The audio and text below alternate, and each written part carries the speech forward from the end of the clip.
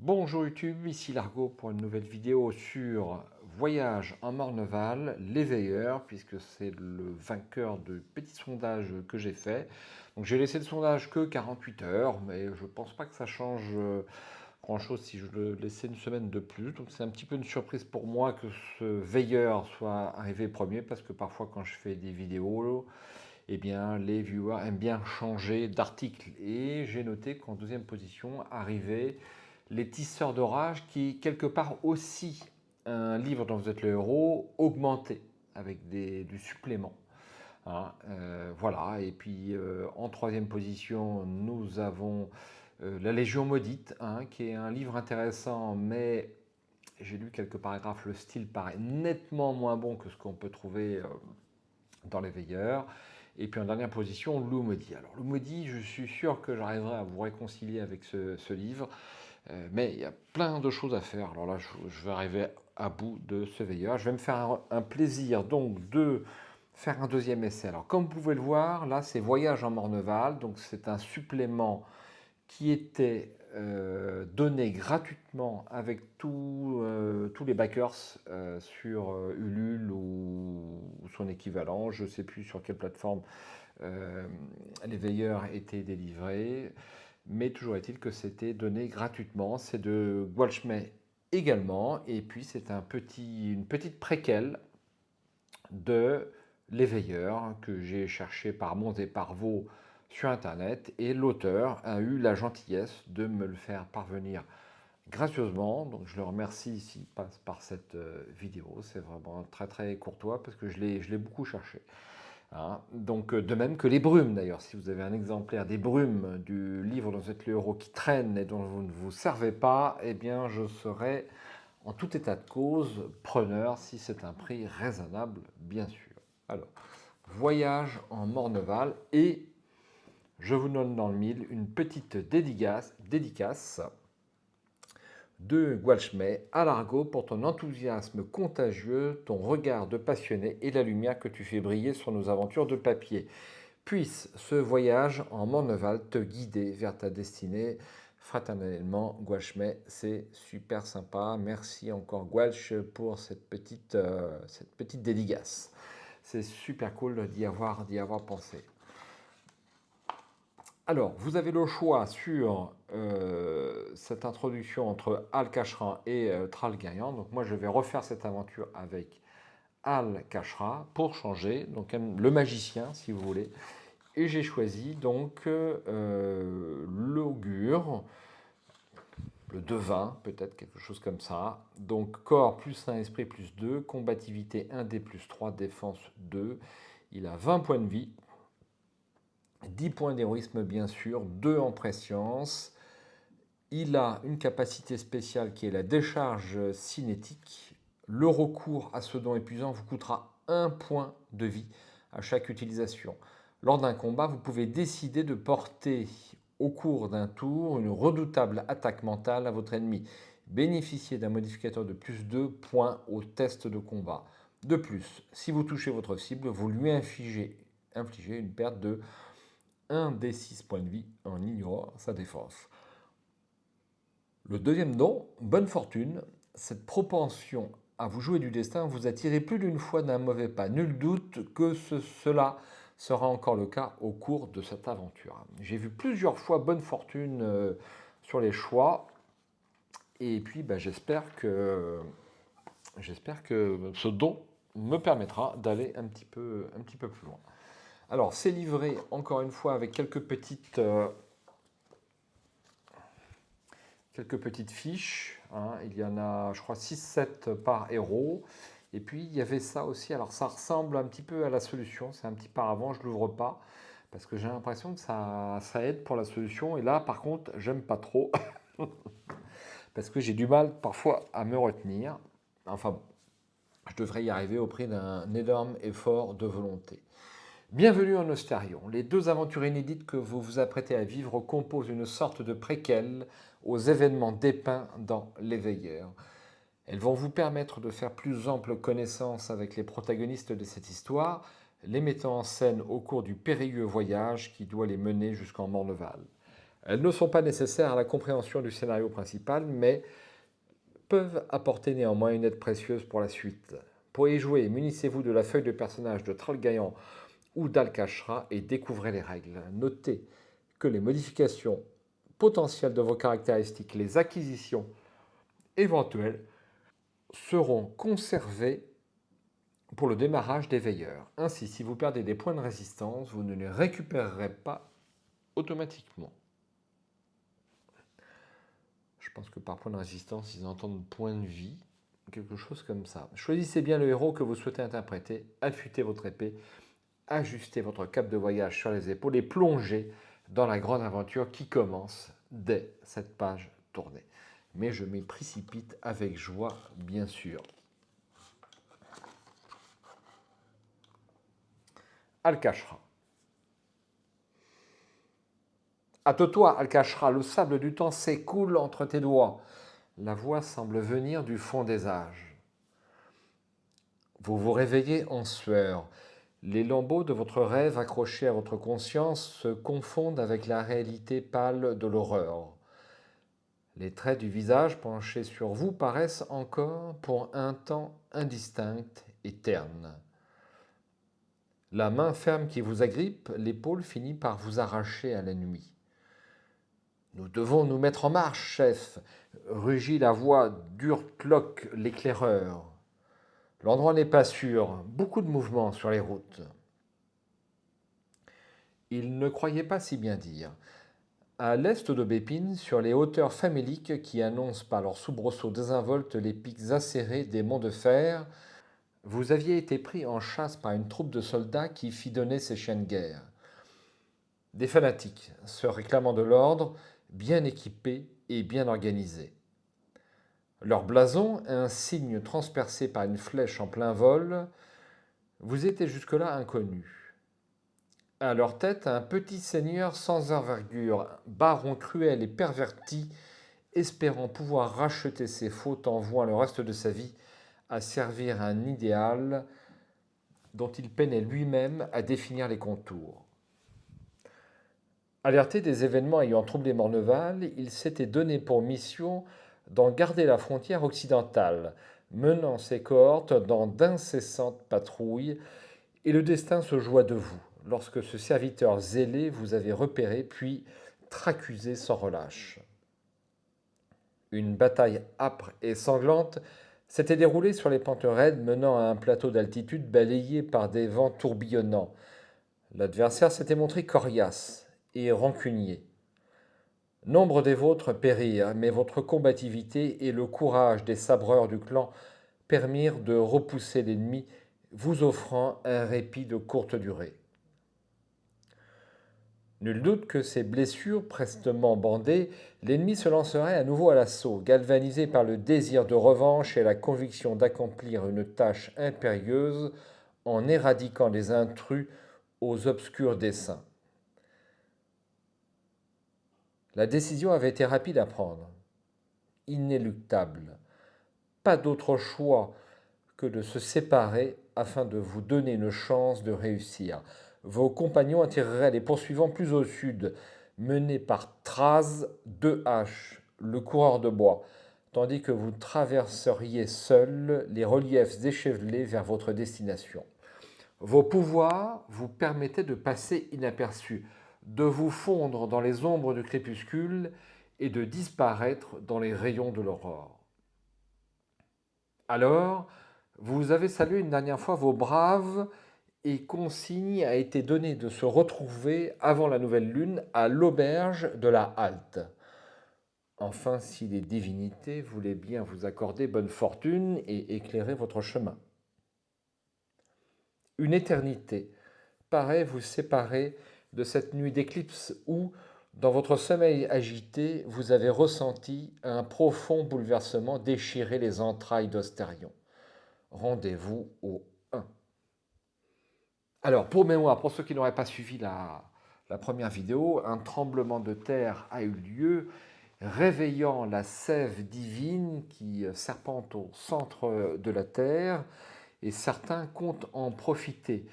Peut-être les titans, ou tout au moins ceux qui protègent les titans.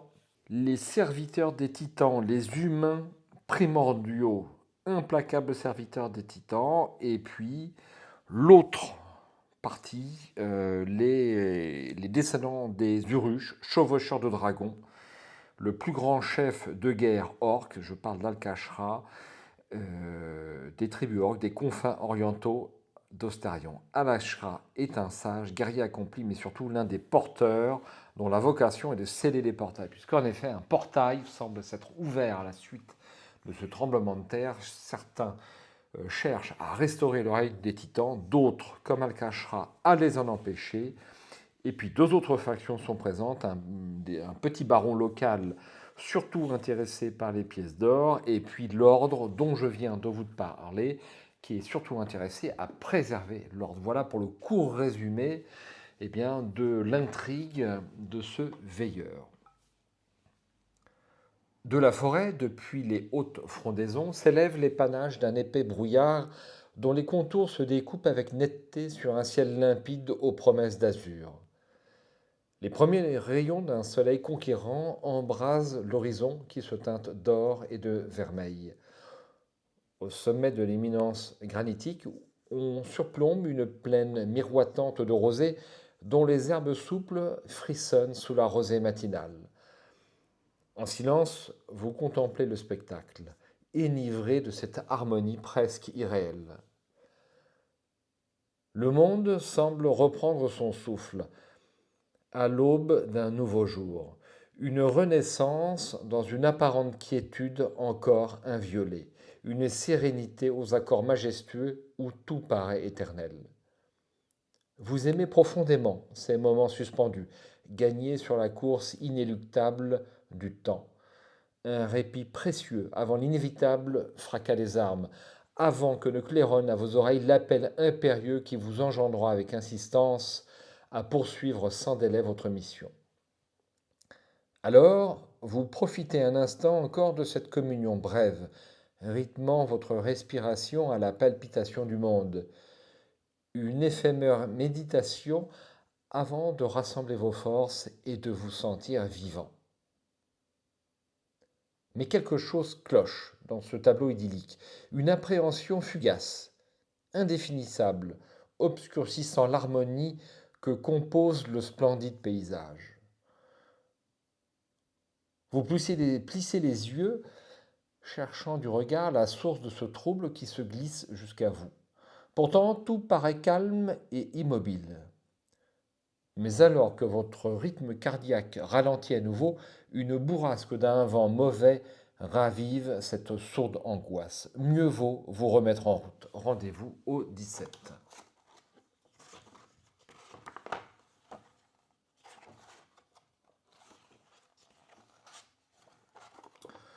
Vous reportez votre attention sur la forêt. En bas de la colline, le ruban ocre d'un sentier serpente un moment dans la plaine avant de s'enfoncer dans la futaie. Morneval se trouve de l'autre côté de ces bois et la région semble assez oubliée des hommes pour que personne n'ait pensé à y dépêcher des patrouilles. Pas un qui-vive sur le chemin, aussi loin que porte votre regard. Vous dévalez le versant pentu et gagnez la vaste plaine soyeuse où, parmi les hautes herbes coupantes et les dufeuses graminées, fleurissent des grappes d'azalées aux couleurs éclatantes. Surnageant dans cet océan frémissant, vous butez sur une masse indistincte, manquant de vous affaler de tout votre long. Vous pensez à une fourmilière ou une ornière masquée par les prairies, mais découvrez stupéfait les os blanchis d'un squelette sous un linceul de mousse. À la puissante mâchoire, au croc prédominant et aux hanches solides, nul doute qu'il s'agissait d'un orque adulte, dans la force de l'âge.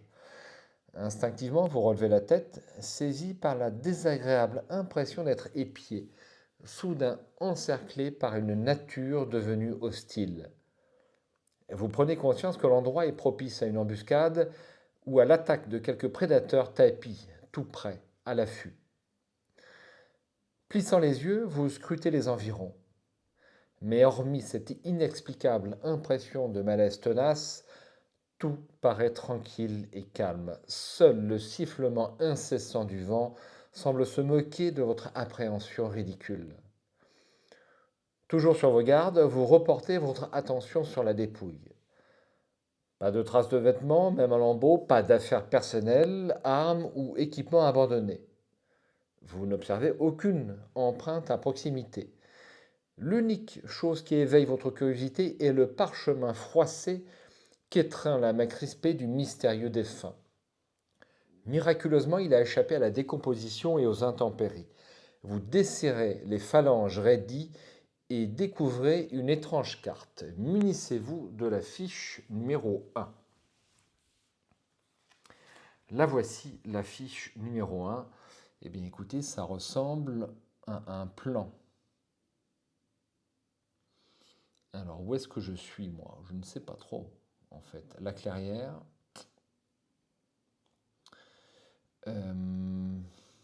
A priori, on va vers Morneval qui est ici, donc on devrait se trouver peut-être par ici. À voir.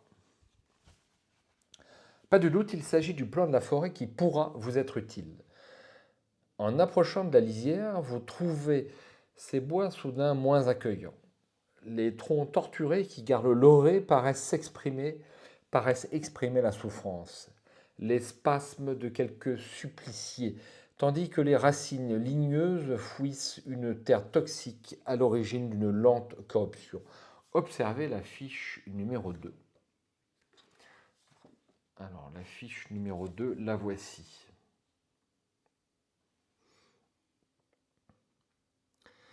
Alors, je repère deux numéros sur cette fiche. Voici les fameux bois, donc le 28 et le 11. Est-ce qu'il y en a d'autres décachés? Je n'en ai pas l'impression, mais méfions-nous, n'est-ce pas? Alors, ce supplément est assez court, donc on peut supposer qu'il n'y aura pas énormément de numéros cachés, mais ce n'est qu'une supposition, bien entendu. Alors, si je vais, en admettant que je prenne le plan, si je vais vers la gauche, je vais vers la grotte de l'ours. Et à droite, j'irai plutôt vers la source des immortels. Ou alors plutôt si je continue tout droit, je vais peut-être croiser la grotte de l'ours, et si je prends à droite, ça sera la source des immortels. Bon, bah écoutez, je vais essayer à droite. Je vais essayer à droite, c'est plutôt le numéro le plus masqué.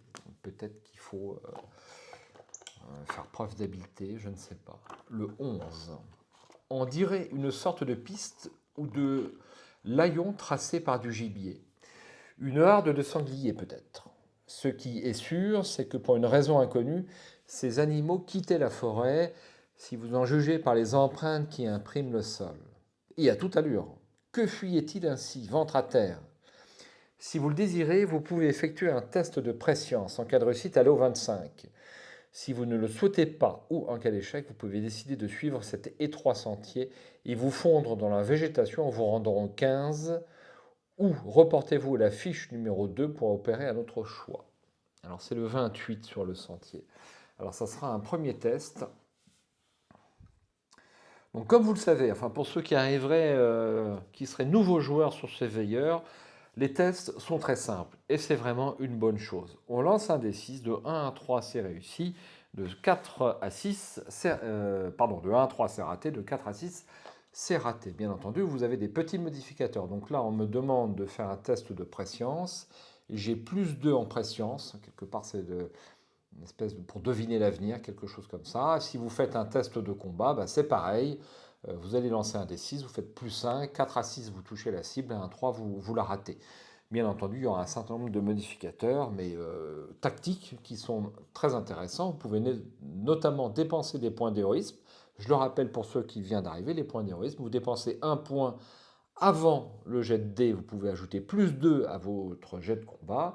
Si vous avez déjà lancé le dé, vous pouvez dépenser plus 1.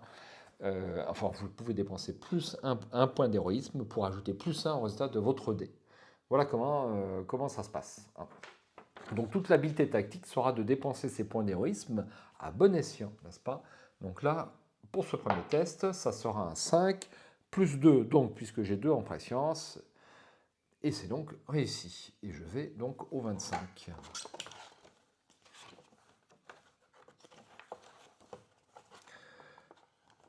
Assis sur les talons, vous observez les lieux en essayant de vous imprégner de la scène passée. Des images fugaces traversent votre conscience comme des éclairs. Vous discernez des animaux apeurés, des cris et une cavalcade effrénée, des flots de sang. Derrière eux, une ombre massive s'avance, menaçante, les arbres se consumant sur son sillage, dévorés par un incendie dévastateur. Vous vous relevez en proie à un vertige. Vous perdez un point de résistance. Du cœur de la futaie, il vous semble percevoir un feulement sinistre. Cette piste rectiligne longe apparemment le chemin principal, du moins sur sa partie visible. Vous pouvez suivre le layon si vous le souhaitez et ainsi vous fondre dans la végétation en vous rendant au 15. Sinon, reportez-vous à la fiche numéro 2 afin d'effectuer un autre choix. Donc je perds un point de résistance, je suppose qu'il est par... je vais vérifier dans les tests, mais point de résistance, c'est bien les points de vie. Peut-être...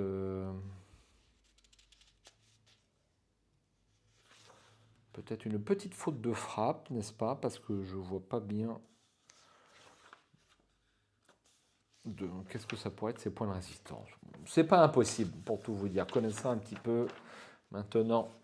Alors je passe déjà à 19. Je suis légèrement blessé. Et donc je vais me rendre au 15.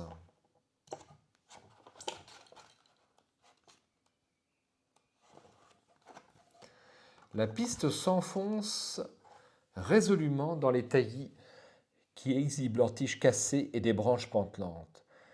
Les fourrés ont été sauvagement piétinés, et l'herbe couchée. Le froid auquel se mêle l'humidité s'accentue. Bientôt, des tentacules de brouillard montent de la terre et s'enroulent autour de vos jambes. Le sol devient spongieux et la progression lente, laborieuse. La sensation d'être surveillé se renforce alors que la sente, toujours moins praticable, se perd dans la sylve. Vous hésitez, les pieds enfoncés dans la glaise noire. Chaque pas vous demande un effort considérable pour échapper à la gangue d'argile qui cherche à vous aspirer inexorablement. Il est encore temps de regagner le chemin principal que vous percevez à peine désormais entre les fûts. À moins d'une dizaine de toises. Allez dans ce cas au 8, si vous persistez sur la piste sauvage, allez au 27. Alors,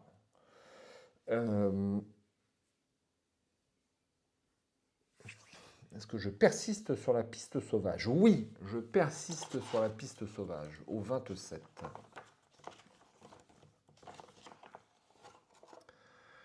Vous ne souhaitez pas vous résigner et redoubler d'efforts. Pataugeant dans une fange poisseuse. Effectuez un test de corps. Appliquez un malus de 1 point. En cas de réussite, allez directement en 20. Un échec occasionnera une perte de 1 point de résistance causée par l'épuisement. Il ne vous restera plus d'autre choix que de rejoindre le chemin principal en vous rendant au 8. Alors, un malus de 1, et je vous rappelle que j'ai plus 1 encore, donc autant dire que je lance un des 6. Eh bien, écoutez, je vais le lancer comme ça. Et bien, ça sera à 5, c'est à nouveau réussi. Et donc, je vais aller directement au 20. La forêt s'éclaircit un peu dans cette direction, mais pas assez toutefois pour former une clairière, comme si la sylve rechignait à laisser la lumière dévoiler ses mystères. Perçant les frondaisons, un rayon de soleil solitaire se diffracte en un arc-en-ciel évanescent, éclairant timidement une trouée. Au pied d'un arbre fendu, sans doute foudroyé, se trouve une stèle mangée de mousse et de lichen. On peut y lire sur la pierre érodée « Ici gît le chevalier dont on ne connaît point le nom ». Plus bas, on déchiffre péniblement l'épitaphe gravée. Mort, on ne sait comment, oxy par on ne sait qui. Tout autour de vous, les bois denses et sombres reprennent leur droit. Aucun chemin n'apparaît à vos yeux dans l'uniformité émeraude où tout se confond. Au fond d'un vallon qui s'ouvre sur votre droite, vous parvient le murmure, à peine perceptible, d'une source jaillissante ou d'un torrent indompté. Sans indication précise pour vous guider, vous ne pouvez vous en remettre qu'à votre intuition afin de continuer votre voyage. J'adore découvrir les petites fiches et là je vais prendre la numéro 3. Où se trouve la fiche numéro 3 N'est-ce pas?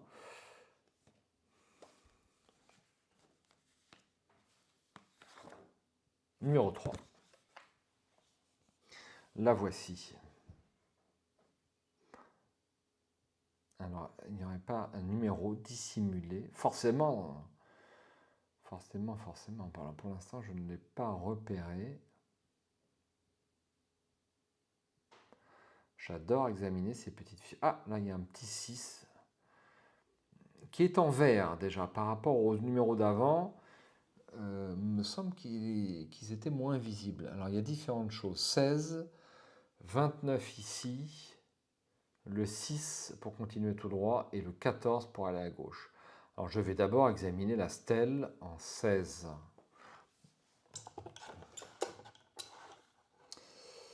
En 16. Vous dévisagez, c'est une créature. Oui, c'est une espèce de petit lutin. Alors, j'ai pris ça, je sais pas, pour une petite plante, mais c'est une espèce de fée illuminée. Vous dévisagez l'étrange créature, presque diaphane, qui ne semble pas effrayer le moins du monde par votre présence. Dissimulée dans un bouquet de primes verts, déployant leurs pétales d'un jaune pâle délicat en couronne odorante, elle vous observe, sans parvenir à se départir d'une moue malicieuse. Que faites-vous là lance-t-elle d'une voix cristalline, mais sur un ton presque indolent. Vous aussi êtes perdu?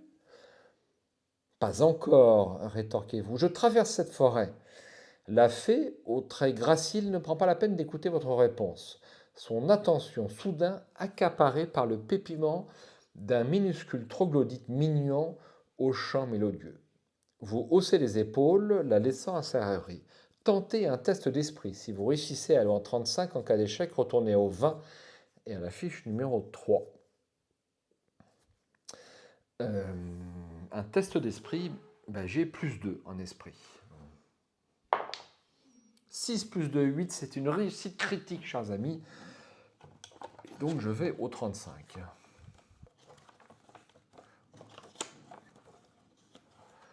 Votre connaissance du monde féerique attise votre mémoire à la vue du superbe bouquet de primes verts. Vous vous souvenez de la lecture d'un vieux grimoire qui a raconté que ces fleurs des beaux jours permettent, dans certaines conditions, d'accéder à des endroits cachés. Alors j'ai un peu réfléchi hors caméra, mais je vois pas à quoi ça correspond. Alors la seule chose qui me... J'ai pas trouvé de numéro caché. La seule chose qui m'interpelle, c'est qu'il y a un nombre de fleurs bien déterminé, mais bon, voilà, il y en a 9. Est-ce que ça a une importance ou pas? J'ai pas trouvé de numéro caché. Donc vraiment, s'il y a quelque chose de caché, je ne sais pas de quoi il s'agit. Alors, je retourne au 20 et à la fiche numéro 3. Alors, le bruit bizarre, c'est le chien qui renifle. Ne vous inquiétez pas. Alors, écoutez, je vais continuer. Je peux continuer à gauche, à droite ou tout droit. M'enfoncer dans la forêt. Je vais m'enfoncer dans la forêt. Après tout, pourquoi pas. Je vais au 6. Vous reprenez votre marche, essayant de suivre une direction précise et de ne plus en dévier. La progression s'avère difficile dans les buissons d'épines où s'accrochent vos vêtements tandis que l'obscurité se renforce. De larges crevasses, des avants insondables et de traîtres racines masquées par les tapis de feuilles entravent régulièrement votre route, vous obligeant à de fréquents détours, ce qui contribue à vous perdre un peu plus à chaque fois. Le silence s'impose, pesant comme une chape de plomb qui écrase tout. Vous poussez un jour rond lorsque vous parvenez sur les berges d'une vaste fondrière, profonde et noire. La surface de ces eaux croupissantes, nauséabondes, est agitée de remous inquiétants. Si vous choisissez de contourner l'endroit peu engageant, ce qui va vous obliger à un long crochet, rendez-vous au 19. Si vous souhaitez ne pas vous écarter de votre trajectoire et préférez prendre le risque de traverser le Marigot, allez au 10. Bon, je reprends un peu le plan sous les yeux, mais pour l'instant, je n'ai pas tellement d'indications. Bon, je ne vais pas dévier de ma route, puisque c'est ce qui était indiqué un peu plus haut dans le texte. L'onde froide vous saisit alors que vous pénétrez jusqu'au torse dans le marécage. Sur les berges boueuses et abruptes, des saules déploient des ramures en de vastes ombrelles tandis que leurs racines fouaillent l'humus charbonneux.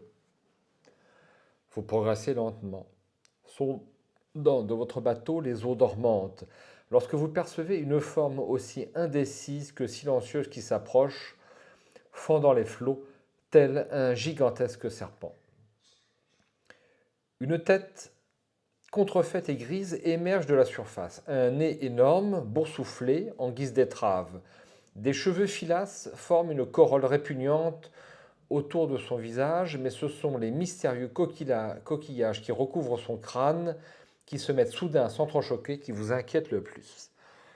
Si vous attaquez dès que la créature est à portée, elle est au 34.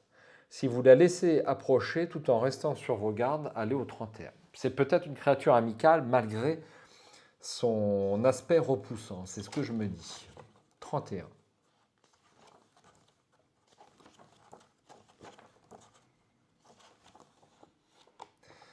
La créature, malgré son aspect hideux, se montre plus curieuse qu'agressive. Aurais-je eu une intuition?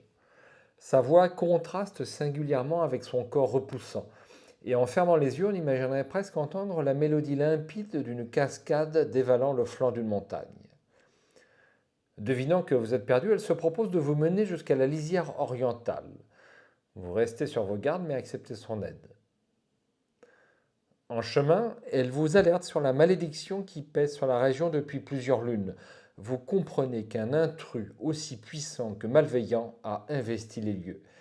Il semble être à la recherche d'étranges sculptures ou statuettes confectionnées par les fées il y a des siècles de cela.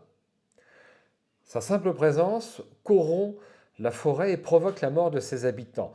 Même la matriarche résidant dans la colline creuse n'a rien pu faire contre lui. Songeur, vous entendez son désarroi, mais une mission plus impérieuse vous attend ailleurs. Votre guide honore toutefois sa promesse et après de longues heures de marche, vous parvenez enfin à la limite de cette forêt maudite. Vous la remerciez et lui souhaitez bonne chance tandis qu'elle disparaît dans les eaux noires. Ne nous oubliez pas, voyageurs, lance-t-elle en guise d'adieu. C'est sans regret que vous laissez derrière vous la sylve mystérieuse et que vous avancez d'un pas résolu à travers une lande rase en direction de l'est où un soleil de sang se lève en embrassant l'horizon. Fin. Eh bien écoutez, je crois que j'ai traversé la forêt d'un trait sans m'arrêter et sans trouver grand-chose, pour tout vous dire. Écoutez, je crois que je vais le refaire. Je vais le refaire immédiatement parce que là, je suis resté un petit peu sur ma faim. Mais c'était sans doute le but de l'auteur que de vous permettre de filer d'un trait. J'ai conservé ma direction, ma prime direction. Bon, écoutez, je vais recommencer, si vous êtes d'accord. Donc, j'ai juste perdu un point de vie sur cet essai, et puis je vais démarrer. Donc, vous aurez 2 essais pour le prix d'un. Donc, je me rends au 1. Au 1. Alors, je ne vais pas remettre, je ne vais pas relire l'ensemble des paragraphes, je vais me rendre directement au 17. Alors, je me munis de la fiche 1, toujours ma carte, et puis je vais observer la fiche numéro 2. Si je remets la main dessus, la voici. Alors, je vais changer un peu de chemin, alors du coup. Alors, est-ce que j'ai un chemin sur la gauche? Non, je n'en ai pas. Eh bien, je vais aller au 28 cette fois-ci. Le 28.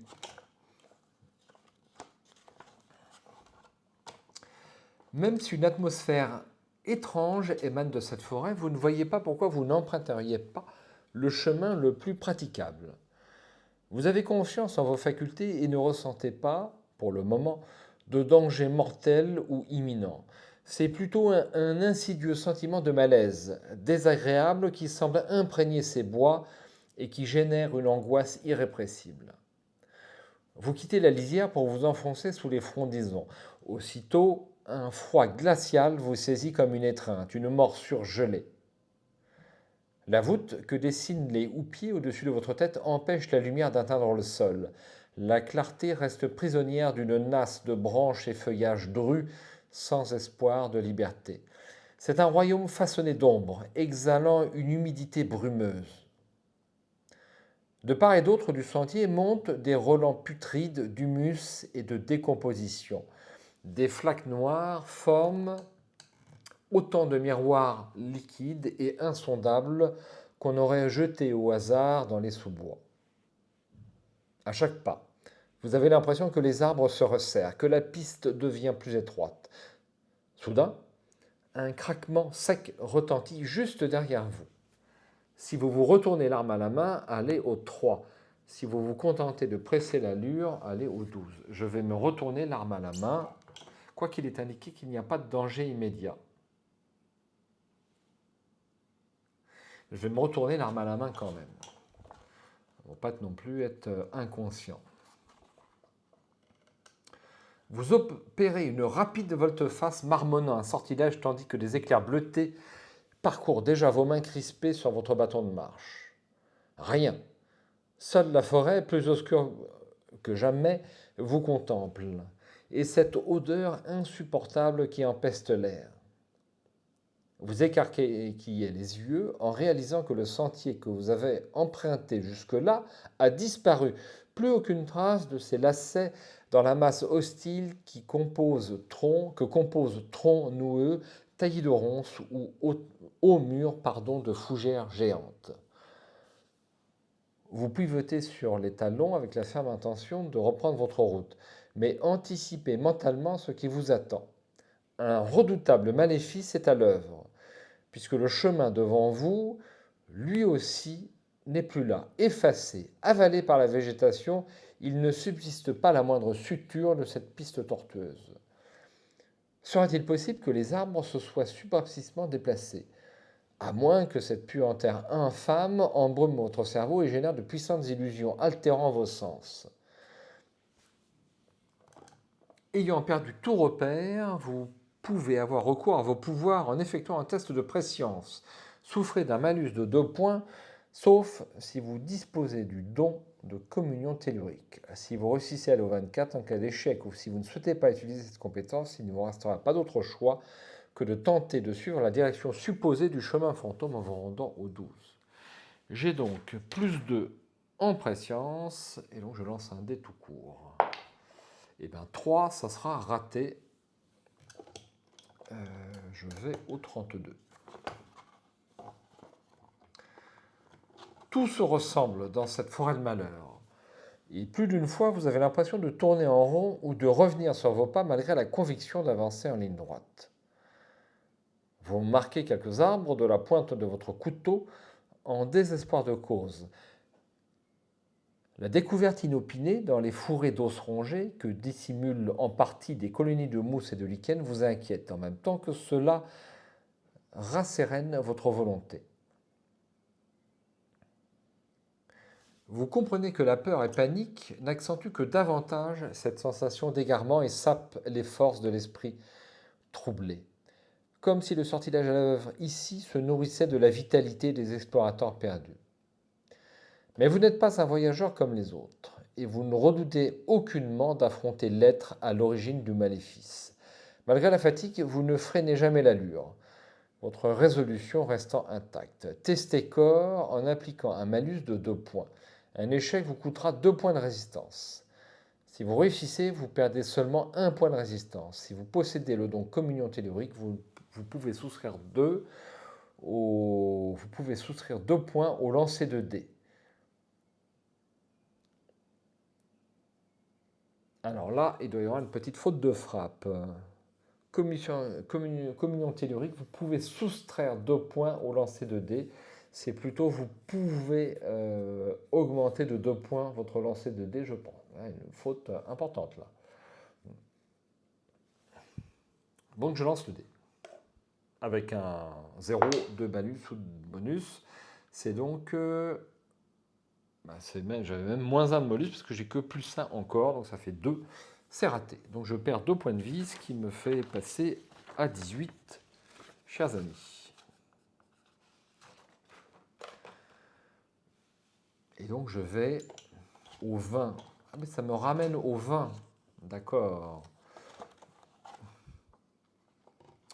Et donc j'arrive à la fiche numéro 3, à laquelle j'étais déjà arrivé.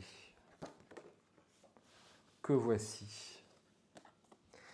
Eh bien écoutez, là je vais, au lieu d'aller tout droit, je vais aller à gauche au 14.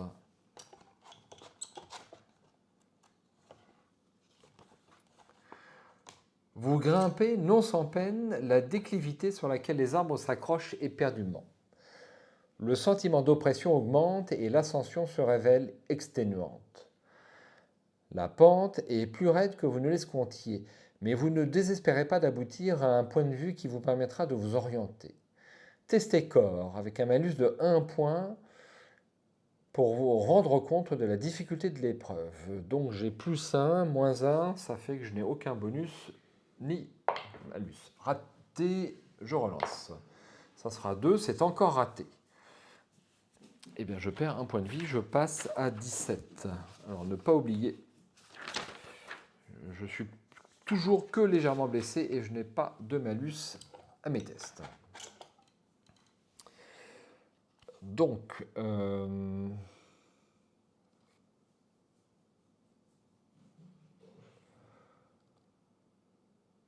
eh bien, je continue. Après un long moment passé sous les tristes frondaisons, vous parvenez enfin au sommet d'une auguste éminence granitique. Elle forme une sorte de replat naturel dépourvu de végétation, sur lequel on a installé des bancs et des tables recouvertes de nappes blanches et de vaisselle. Mais tout est en désordre. Les assiettes sont brisées, les meubles cassés ou renversés. Des lampions multicolores, souvent déchirés, suspendus à des mâts plantés en terre ou aux branches des arbres ceinturant le promontoire, s'agitent mollement et sans bruit sous la brise. Le spectacle vous évoque une fête gâchée, un départ précipité. Observez la fiche numéro 4. Une fois terminé, il ne vous reste plus qu'à redescendre jusqu'à la stèle du chevalier. Retournez au 20 en vous munissant de la fiche numéro 3. C'est ici. La voici. Alors, on peut retourner dans la forêt où je vois un 20 et un 2 dans la forêt. Y a-t-il des numéros cachés? C'est pas sûr. Vous cherchez avec moi, je suppose.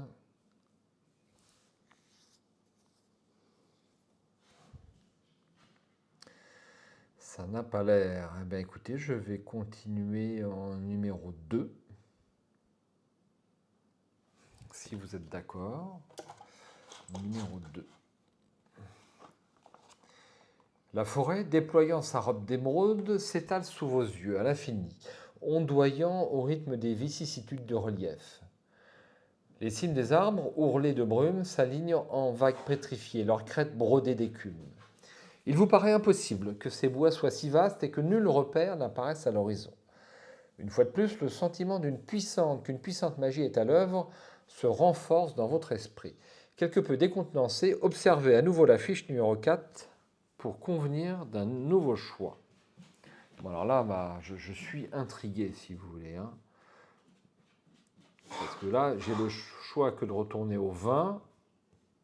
Ça m'étonne un petit peu quand même.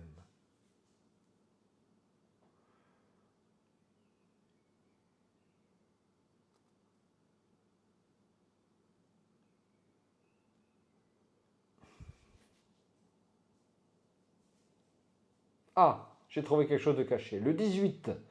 Le 18, je ne l'avais pas vu. Le 18.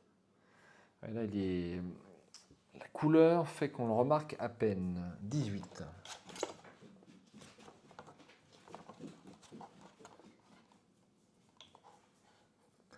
Eh bien, c'est une sorte de lutin endimanché qui vous observe à la dérobée. Se sachant découvert, elle s'enfuit à toutes jambes sans demander son reste. Si vous possédez une longue pipe de qualité, rendez-vous au 4.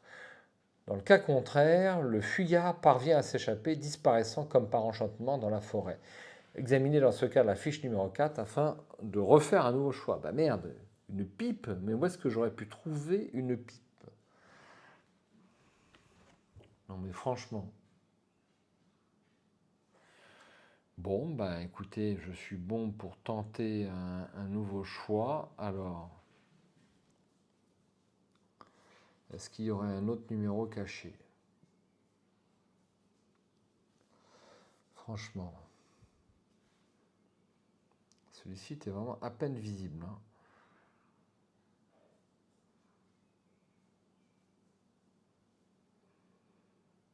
Je n'en vois pas d'autres. Dans le ciel.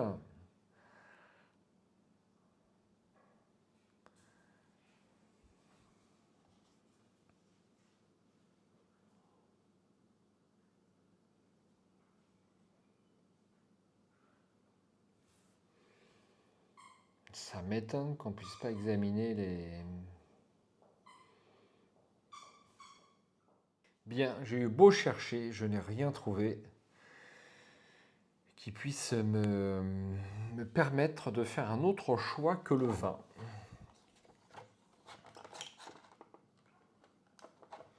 Alors, c'est l'affiche, à nouveau l'affiche numéro 3, que je reprends sous les yeux.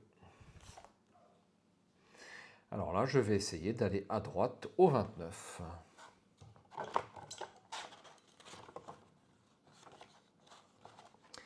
Attiré par le chant cristallin des eaux vives, vous coupez à travers les taillis épineux et les bosquets touffus de coudriers. Vous vous arrêtez régulièrement afin de vous assurer que vous êtes toujours dans la bonne direction. Mais la mélopée enivrante semble provenir de partout à la fois. Si vous persistez dans vos recherches, allez au 13, c'est le 28. Autant pour moi. Non, c'est bien le 29, je ne me suis pas trompé. Si vous persistez dans vos recherches au 13, si vous souhaitez renoncer, il est encore temps de regagner la tombe solitaire. Retournez alors au 20 en vous munissant de la fiche numéro 3. Je vais persister, évidemment. Alors, est-ce qu'il y a sur le plan, est-ce qu'il y a une rivière? Peut-être ici, absolument.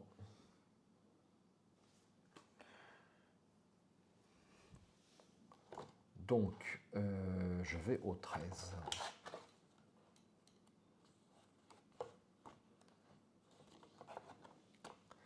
Vous cherchez sans relâche la source et le torrent qui figure sur la carte, perdant jusqu'à la notion du temps.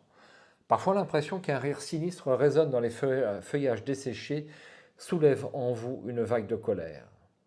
Une sourde fatigue vous gagne, terrible langueur accablante qui vous étreint au fur et à mesure que vos forces déclinent. Diminuez vos points de résistance de 1 point, je passe à 16. Tournant en rond dans ce labyrinthe inextricable, vous n'êtes pas si mécontent de retrouver par hasard la tombe du chevalier. Voyons, c'est dur, hein? Et donc je retourne en vain. Bon, bah... en vous munissant de la fiche numéro 3, bah écoutez...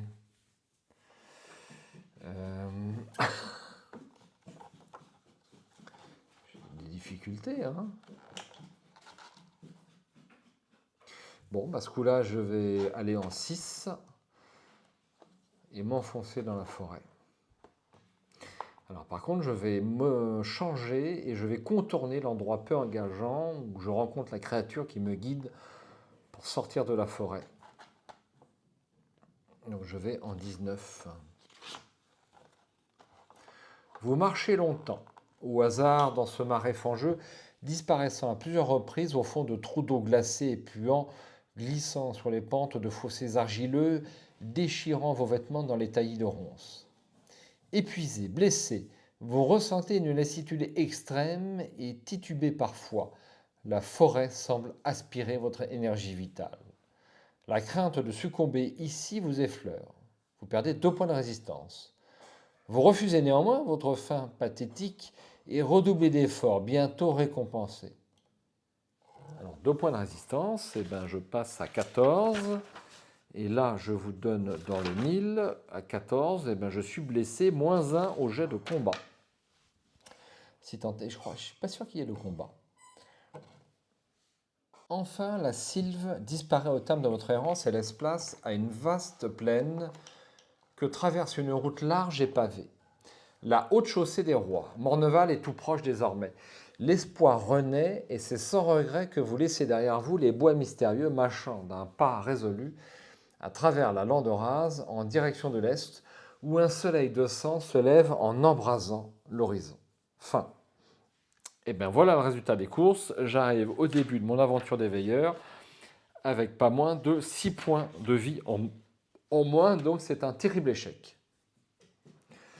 Je crois que je ne suis pas au bout de mes peines pour percer le mystère de ce voyage en Morneval, parce que j'ai vraiment l'impression que de l'effleurer. Bon, je suis têtu, je recommence. Alors, rendez-vous au 1 et ensuite au 17.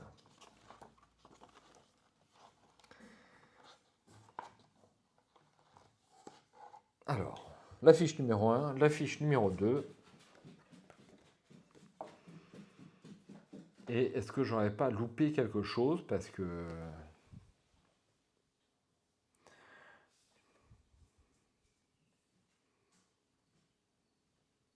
là, je me pose des questions pour tout vous dire.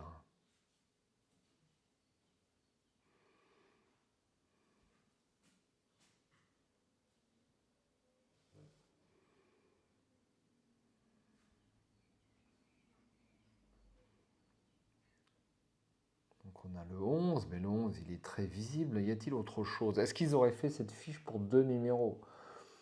On ne sait pas trop en fait.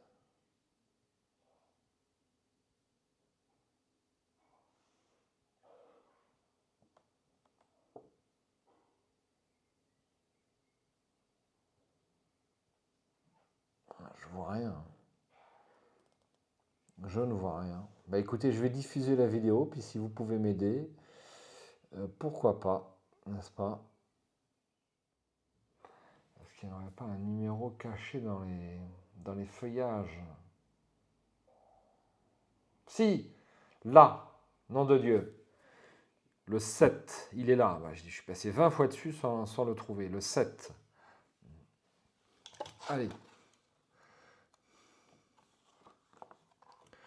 Vous plissez les paupières cherchant à savoir si votre vue ne vous joue pas des tours. Mais non, il y a bien quelqu'un de caché dans les ramures de ce chêne qui vous observe attentivement. Vous foncez dans sa direction, décidé à connaître l'identité de ce discret admirateur.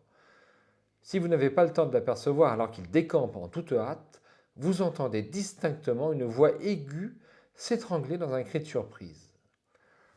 Parvenu à l'extrémité de l'arbre, vous considérez les branches qui se délestent de quelques feuilles brunies trahissant un départ précipité.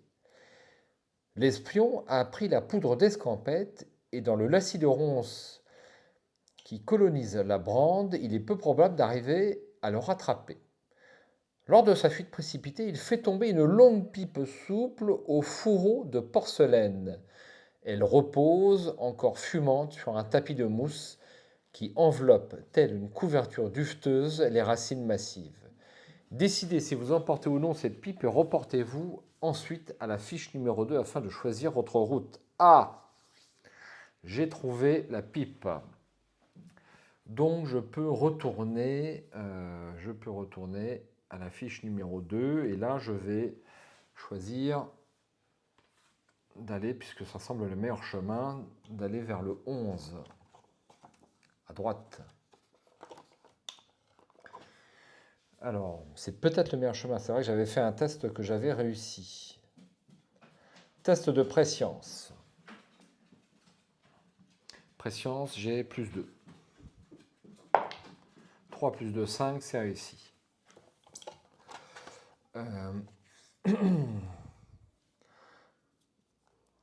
Alors, 25.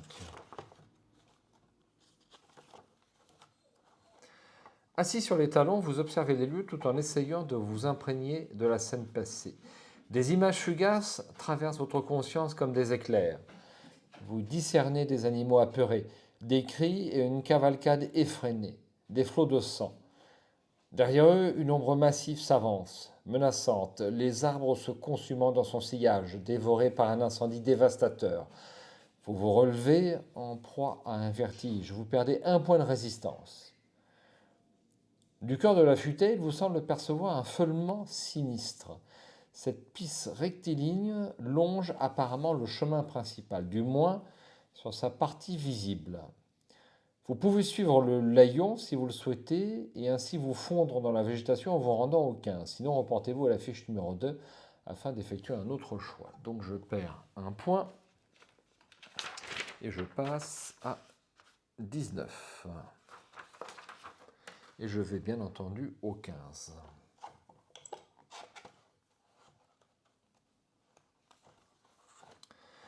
La piste s'enfonce résolument dans les taillis qui exhibent leurs tiges cassées et des branches pantelantes. Les forêts ont été sauvagement piétinées et l'herbe couchée. Le froid auquel se mêle l'humidité s'accentue. Bientôt, des tentacules de brouillard montent de la terre et s'enroulent autour de vos jambes. Le sol devient spongieux et la progression lente, laborieuse. La sensation d'être surveillé se renforce alors que la scente, toujours moins praticable, se perd dans la sylve. Vous hésitez, les pieds enfoncés dans la glaise noire. Chaque pas vous demande un effort considérable pour échapper à la gangue d'argile qui cherche à vous aspirer inexorablement. Il est encore temps de regagner le chemin principal que vous percevez à peine, désormais entre les fûts, à moins d'une dizaine de toises. Allez dans ce cas au 8. Si vous persistez sur la piste sauvage, rendez-vous au 27. Je vais retourner sur le chemin au 8. Vous rejoignez le sentier. Ah oui, je rêve ici, ok. Vous rejoignez le sentier principal et appréciez de fouler un sol ferme sur lequel vous avancez facilement. Soudain, un craquement sec retentit derrière vous. Alors je peux me retourner l'arme à la main, ce qui n'est pas utile, ou alors je me contente de presser le pas, ce que je fais. Donc je ne quitte pas le chemin des yeux en fait.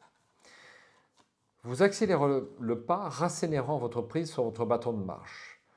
Quelque chose vous pousse à ne pas quitter des yeux le sentier, persuadé qu'une puissante magie est à l'œuvre dans ces bois. Aucune créature maléfique ou monstre terrifiant ne fait pourtant irruption des fourrés pour se ruer à l'attaque. Par réflexe, vous jetez toutefois à intervalles réguliers des regards furtifs par-dessus votre épaule, sans perdre de vue le mince ruban argileux creusé d'ornières. Rendez-vous au 20. On a du mal à se sortir de cette forêt. Alors, j'arrive à la tombe et je prends à nouveau la fiche numéro 3. Est-ce que j'aurais loupé quelque chose à la fiche numéro 3? Parce que jusqu'à présent, sur chaque fiche, au premier coup d'œil, j'avais loupé quelque chose. Donc il est probable quand même que je loupe quelque chose aussi sur cette, je pense, sur cette fiche. Alors, je vous la remontre.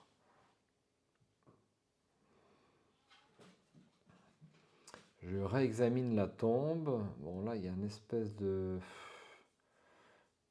Non, c'est pas un chiffre, ça. Donc là, je vois un 14. Est-ce que vous lisez un 14 aussi? Alors, normalement, les chiffres conservent la même police de caractère.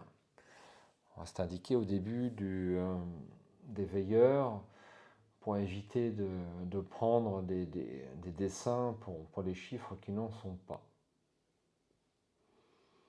J'ai certainement loupé quelque chose ici, mais quoi?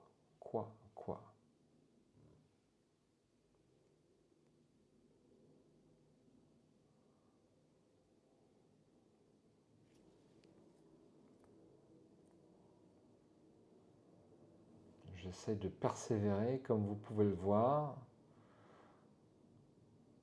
Vous avez de la chance, vous pouvez faire avance rapide.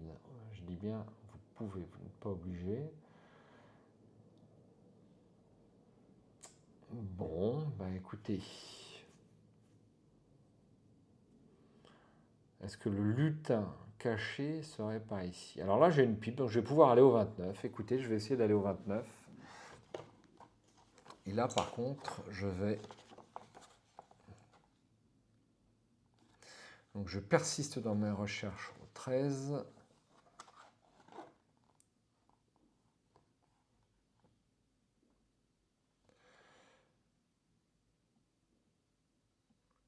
Alors, est-ce que je me suis trompé? Et je crois que je me suis trompé. Merde. C'était pas la bonne direction. Aïe. Donc, quand je suis au 20 et à la fiche numéro 3, c'était le 14. J'ai un petit doute. Ouais, c'était le 14 pour retrouver le lutin. C'était le 14. Voilà, je me suis trompé. Autant pour moi. Tester corps avec un malus de 1. 4 moins 1, moins 1 plus 1, puisque j'ai 1 encore, c'est réussi. Et donc je ne perds pas de points de vie. Donc là je prends la fiche numéro 4, que voici, et je suis en mesure d'aller voir de nouveau le lutin au 18. C'est bien une sorte de lutin endimanché qui m'observe à la dérobée. Si vous possédez une longue pipe de qualité, je peux le rattraper au 4. Je suis ravi. Et ça suffit, le gnome, rugissez-vous. Si je vous rends votre pipe, arrêterez-vous de décamper? Le fuyard se fige avant de se retourner, levant un sourcil aussi broussailleux que soupçonneux. Son allure est des plus soignées.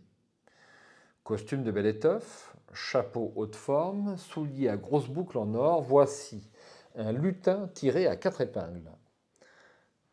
Après vous avoir jaugé des pieds à la tête, il finit par comprendre que vous ne lui voulez, pour le moment, aucun mal et vous remercie même avec une flagornerie surjouée lorsque vous lui tendez sa précieuse pipe. Un service pour un autre, l'ami. Tempérez-vous cependant, il faut m'expliquer ce qui se passe ici. Jack honore toujours ses dettes, répond votre curieux interlocuteur en exécutant une révérence moqueuse. Après avoir bourré le fourreau d'un tabac odorant, il vous narre les événements récents et tragiques qui ont bouleversé la vie de la futaie. Un noir sorcier aurait gagné les frondaisons il y a 7 lunes de cela. Il a chassé la fée mage, qui était pour le petit peuple une sorte de matriarche, de guide, garante de l'équilibre de la sylve. Depuis, une lente et insidieuse corruption souille la région. Les animaux décèdent, les arbres pourrissent, le marais grandit comme une tumeur. Les voyageurs se perdent et finissent par succomber, asséchés de leur énergie vitale dont se nourrit le mystérieux intrus. Et qui est-il? Un être mauvais et répugnant. On dit qu'il s'est échappé des entrailles d'Ostérion. D'autres racontent que c'est un sorcier versé dans la nécromancie. Il hésite un instant et les traits de son visage se crispent. Mais ce qui est sûr, c'est que même les fées dépérissent et tombent malades. Et avec le temps, nous autres, habitants des bois, nous ne reconnaissons plus notre forêt. Alors pardonnez si je me suis montré discourtois, un voyageur. Il hésite à nouveau et se lance tout à coup sans reprendre son souffle. Je sais où il se terre. Dans la colline creuse, personne ici ne peut se mesurer à lui, et dans peu de temps, il aura aspiré comme un vampire toute la vie de ces bois. Je sens en vous beaucoup de puissance. Vous n'avez pas peur, vous pouvez le vaincre. Si vous décidez d'aider Jack, rendez-vous au 21. Si vous lui demandez simplement de vous conduire en Morneval en échange de sa pipe, allez au 23. Eh bien, je vais bien sûr aider Jack au 21. Le gnome laisse échapper sa joie et, tel une toupie, danse sur un pied en lançant vers le ciel de son haut de forme qu'il rattrape du bout de sa canne. Je le savais, chante-t-il d'une voix vibrante qui attire une nuée de papillons multicolores. Il a chassé Daya, une mage fée solitaire qui habitait une grotte dans la forêt. On dit qu'elle veillait sur un trésor. Jack vous guide jusque dans les profondeurs de la futaie, pestant parfois quand il ne reconnaît plus tout à fait les lieux. Il demande alors son chemin aux rares oiseaux qui nichent dans les branches basses ou aux écureuils affamés. Il en profite ici aussi pour vous expliquer que lorsque vous entrerez dans le souterrain, nulle lumière ne pourra éclairer cet endroit. La flamme de la torche sera soufflée, votre lanterne s'étendra instantanément. Ce que vous devez faire est de prononcer la phrase « Je ne mange pas les feuilles des arbres ». Les lucioles de la colline creuse se mettront alors à luire et brilleront assez pour que vous puissiez suivre votre exploration. Enfin, il vous mène à une sorte de terre sombre, de tertre sombre, tumulus stérile qui paraît l'effrayer. C'est là, murmure-t-il en tremblant. Et comment y rentre-t-on? Je ne vois pas de porte, répliquez-vous avec agacement.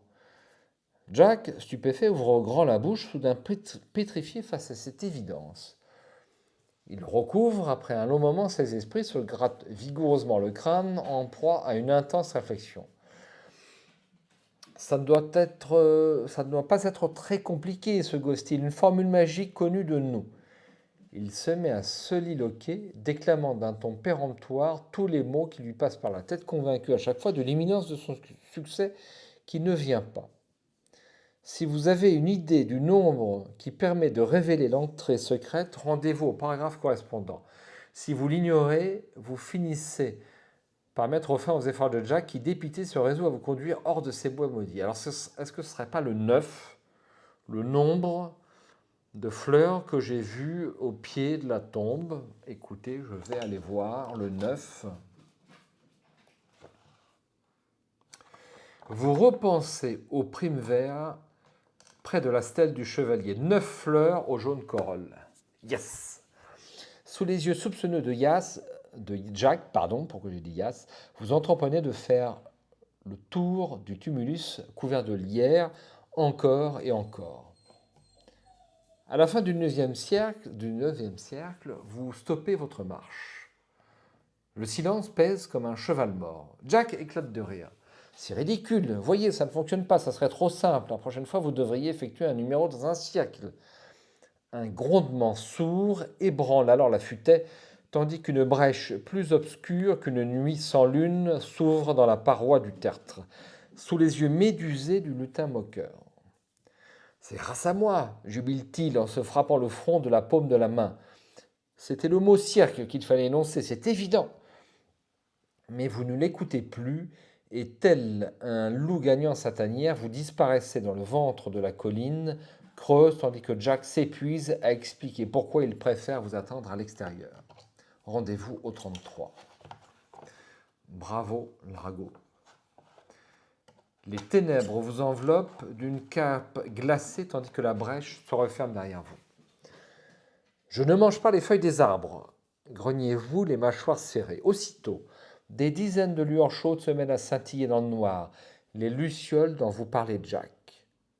Chandelles mouvantes et vibrantes, elles vous permettent de mieux discerner les contours de la grotte dans laquelle vous vous trouvez, sans toutefois chasser totalement les ombres recluses. Prenez la fiche numéro 6.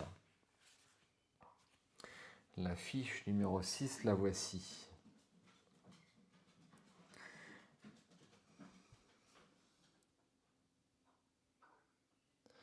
Alors, de prime abord, je vois un 30 qui est visible comme le nez au milieu de la figure, mais il ne doit pas y avoir que ça, n'est-ce pas? Alors là, je vois le 26 sur la table. Le tonneau, je ne vois rien.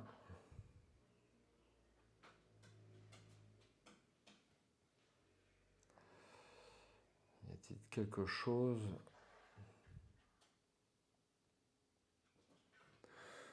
Alors, je dois avouer que chercher des numéros cachés sur ces petites fiches, disons que ces fiches ne sont pas trop dures et pas trop faciles. C'est bien équilibré, je trouve, au niveau difficulté. Et ça, j'aime bien, parce que certaines BD dont vous êtes les héros, je ne vous dis pas. c'est trop difficile. Bon, pour l'instant, je vais aller voir en 26, et puis on verra s'il y a autre chose. Certes, ces mets ont l'air délicieux et vous rappellent que vous n'avez plus rien avalé depuis des lustres.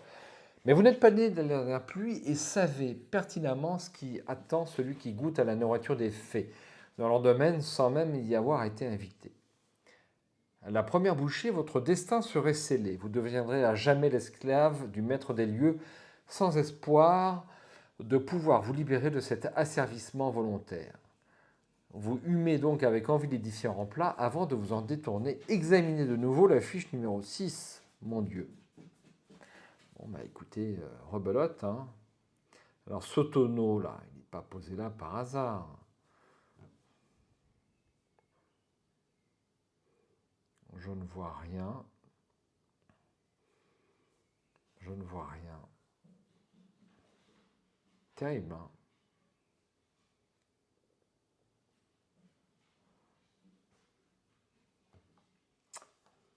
Je suis à deux doigts de faire une pause pour prendre le temps de la nuit, parce que souvent, quand je reviens le lendemain et que je recherche une fiche, je vois des choses que je n'ai pas vues.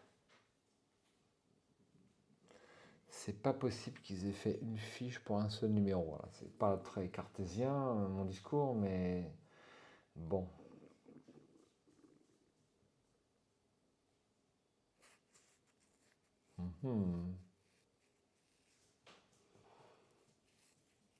C'est peut-être que je loupe quelque chose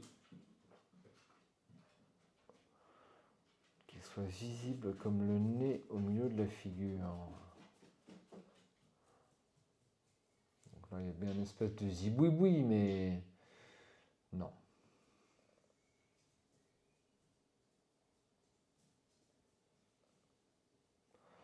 Bon, bah écoutez, je n'ai rien vu. Je n'ai rien vu. Bon, bah j'ai même cherché à la lueur, enfin la lumière d'un lampadaire puissant, donc on en est réduit là. Je n'ai rien trouvé, donc je vais me rendre au 30. Vous pénétrez dans la seconde caverne aménagée en une sorte de repère d'érudits, mélange de laboratoire et de bibliothèque. À peine avez-vous fait irruption que vous percevez une silhouette inquiétante, nimbée de maléfices. Alertée à son tour, elle tire de son fourreau une épée dont la lame s'embrase, léchée par une longue gerbe de flammes. Observez la fiche numéro 7. La fiche numéro 7. Elle est où la fiche numéro 7? Elle est là. La voici. Alors effectivement, il n'a pas l'air très amical. Impossible de distinguer le visage masqué par la large capuche de son mantelet noir. Cette présence hideuse paraît suspendue à quelques centimètres du sol tandis qu'elle s'approche de vous. Elle tend une main griffue en avant et aussitôt vous sentez l'attaque mentale qui vous enserre le crâne dans un étau de souffrance. Des images effroyables en flashs incessants vous agressent. Des voix stridentes hurlent à vos oreilles jusqu'à faire vriller vos tympans et une douleur atroce irradie dans tout votre corps en un feu liquide. Testez à 3 reprises Esprit avec un malus progressif de 0 à plus 2.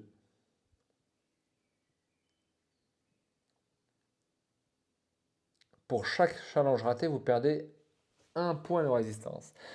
Alors, bon, normalement, le malus c'est plutôt moins 2, quoi, si vous voulez, hein, parce que le plus, c'est un bonus. Pour chaque challenge raté, vous perdez 1 point de résistance. Mais écoutez, on va faire ça tout de suite, hein. Alors, 3 reprises, donc le premier à 0, le deuxième à -1, et le dernier à -2. C'est ce que je comprends, n'est-ce pas? Alors, le premier, en esprit, j'ai combien? Moi, j'ai pas mal quand même. En esprit, j'ai plus 2. Donc, premier jet, 1 plus 2, 3, c'est raté, je perds 1 point de vie. Le deuxième, donc là, je n'ai que plus 1. Là, c'est réussi. Et le dernier, les derniers, j'ai 0. 3, c'est raté, je perds donc 2 points de vie, je passe à 17.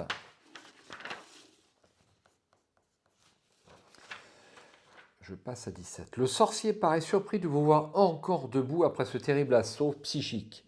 Vous en profitez pour vous ruer à l'attaque. Enveloppé d'une aura magique, armure d'éclairs crépitants qui catalyse votre rage.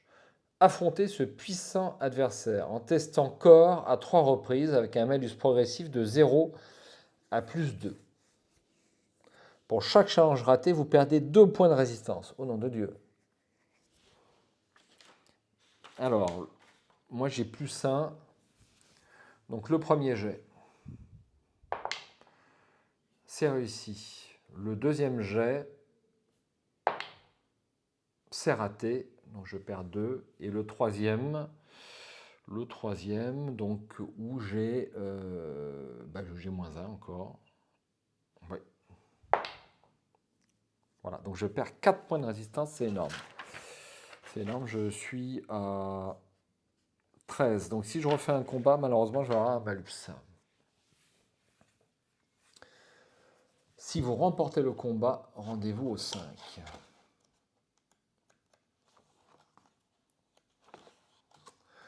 Votre dernier coup atteint le sorcier en pleine poitrine, le projetant violemment en arrière. Courbé en deux, il pousse un cri inhumain épouvantable qui se répercute en écho dans toute la caverne. Son corps, agité de spasmes, se désagrège rapidement en un tas de cendres incandescentes. Ne reste bientôt de lui que son mantelet effiloché qui dessine sur le sol froid une tache d'encre. Une première secousse et une pluie de pierres qui tombe du plafond annonçant l'imminence d'une catastrophe. S'ensuit un roulement de tonnerre qui résonne depuis les entrailles d'Ostarion alors que les murs se lézardent et que la terre tremble. Tout va s'effondrer d'un instant à l'autre. D'un regard, vous embrasez le laboratoire souterrain. Observez de nouveau la fiche numéro 7 et décidez en moins d'une poignée de secondes quels sont les 2 objets que vous allez emporter, ceux que vous désirez, avant de vous échapper à toutes jambes. Si vous possédez le don Bonne Fortune ou Communion tellurique, le nombre d'objets subtilisés passe à 3. Je peux avoir 3 objets. Je peux emporter... Alors, s'il y a des numéros, non, il n'y a pas de numéros. Je peux emporter la potion, je peux emporter le coffre, je peux emporter le grimoire, et ça fait déjà 3. Alors, il y a différentes... Ah non, je vois, là, ici, une statuette. Je prends la statuette, je prends ça. Je prends le grimoire et je prends la potion verte. Allez, la potion verte, si vous êtes d'accord. On va faire ça. Alors, je regarde quand même s'il y a des numéros cachés. Non, il n'y a pas de numéro caché. Je n'en vois pas. Rendez-vous au 22.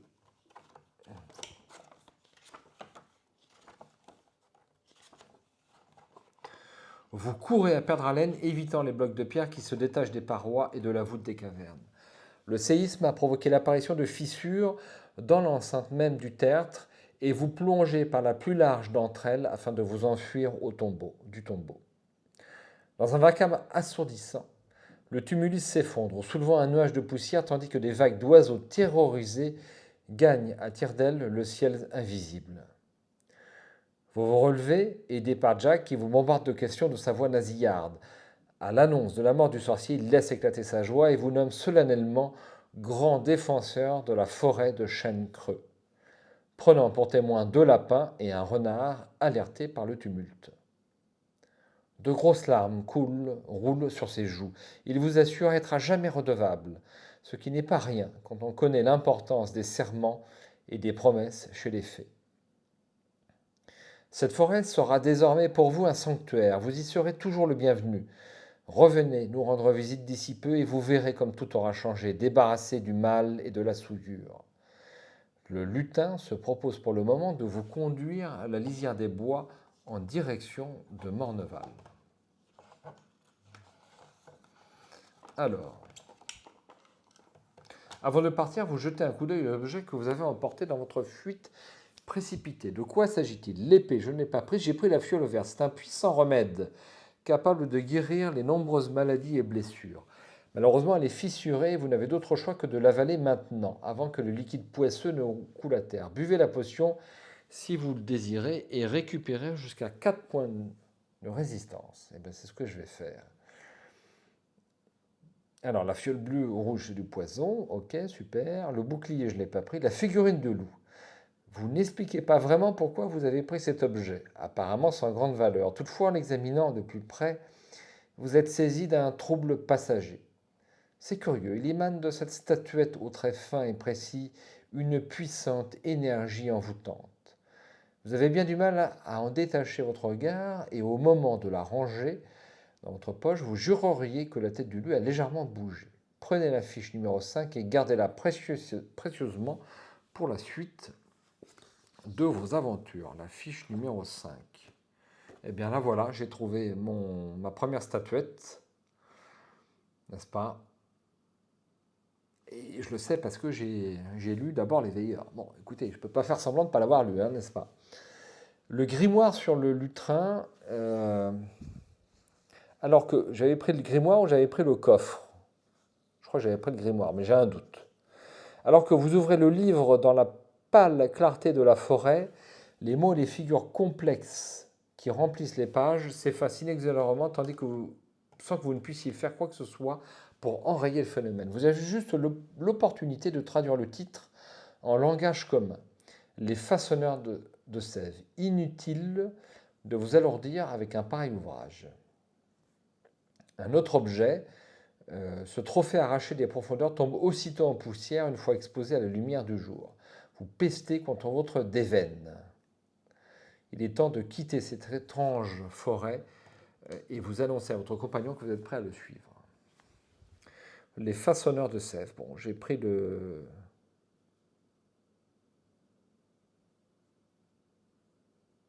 Ben, il n'y a pas grand-chose d'intéressant en fait. Hein. À part la fiole verte et la figurine du loup, je ne vois rien d'autre. Je suis bien tombé quand même.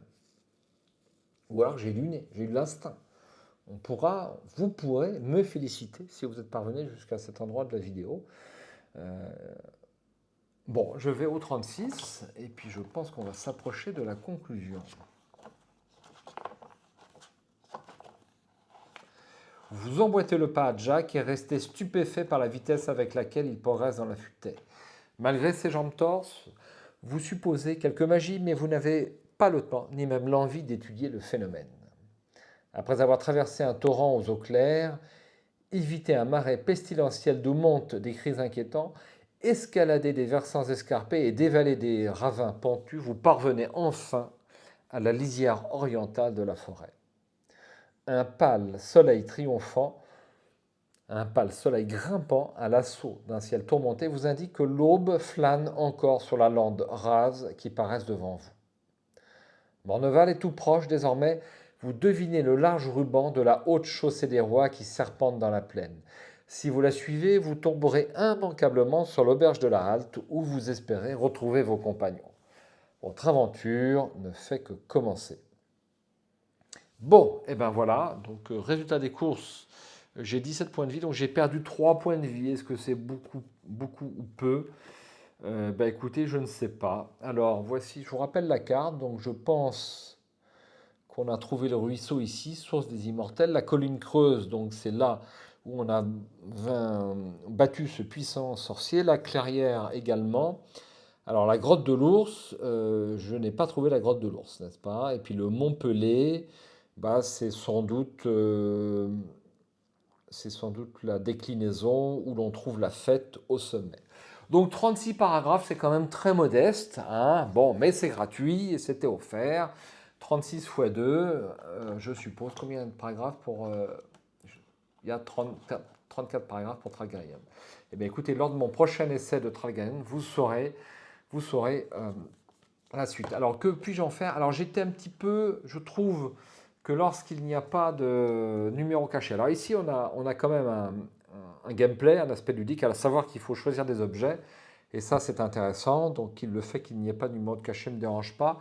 Ici, il y aurait pu y avoir un peu plus à trouver parce que si vous voulez, quand vous rajoutez des fiches ou des cartes sur un livre dont vous êtes le héros, il faut exploiter au maximum le support. Donc il faut, de mon point de vue, au moins une énigme, ou je dirais au moins 2 numéros cachés, enfin des choses à faire si vous voulez sur chaque. Donc là on a un numéro caché ici, mais ça me paraissait peut-être un petit peu insuffisant, mais voilà, c'est pour un petit peu pour critiquer. Bah écoutez, je vais stopper la vidéo parce qu'elle est relativement longue. Je pense que la prochaine vidéo sur les veilleurs sera d'une traite. Je la ferai en plusieurs fois, mais je ne posterai qu'une seule vidéo. Donc ça prendra un certain temps, si vous voulez, à tourner. Et puis, bah, comme ça, vous aurez l'ensemble de la vidéo. Bah, j'ai pris grand plaisir à relire Gouache. C'est aussi bien rédigé que les veilleurs. Et vraiment, il y a un style qui lui appartient. Il y a toujours, je remarque encore une fois, une recherche de vocabulaire assez importante, hein, plutôt inédite quand même. Et ça m'a beaucoup plu. Donc j'apprécie de lire Gouache. C'est vraiment très clair. Je vous lirai le livre qui s'appelle La légende, La Légion des Ténèbres, pardon. Et vous verrez la différence de style, ça saute aux yeux. Je vous dis à bientôt, merci de m'avoir suivi. J'espère que la lecture a été relativement agréable et correctement faite. Je ne suis pas un lecteur professionnel, je m'applique, mais je ne suis pas un professionnel. Merci, puis j'espère à bientôt sur la chaîne. Un petit pouce si vous pouvez sur la vidéo, mais je vois que tout le monde le fait assez régulièrement et c'est donc très sympathique. Merci.